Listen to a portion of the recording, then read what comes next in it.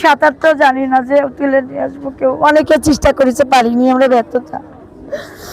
তারপরে নৌকা টোকা নিয়ে নামিছে, খুঁজে পাচ্ছে না। বাগেরহাটের ঐতিহাসিক খান জাহান আলী মাজার সংলগ্ন দিঘিতে কুমিরের আক্রমণে প্রাণ হারালো 7 বছর বয়সী শিশু ফাতেমা। দিঘিতে গোসল করতে নামার পর কুমির টেনে নিয়ে যাওয়ার দীর্ঘ 8.5 ঘন্টা পর উদ্ধার করা হয়েছে তার নিথর দেহ। নিহত ফাতেমা এক মানসিক প্রতিবন্ধী নারীর সন্তান।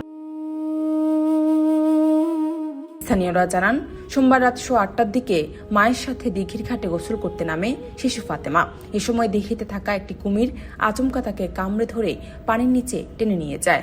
শিশুটির চিৎকার শুনে মাজারে থাকা স্থানীয় লোকজন এবং নৌকার মাঝিরা দ্রুত উদ্ধারে নামলেও ফাতেমার কোনো খোঁজ মেলেনি।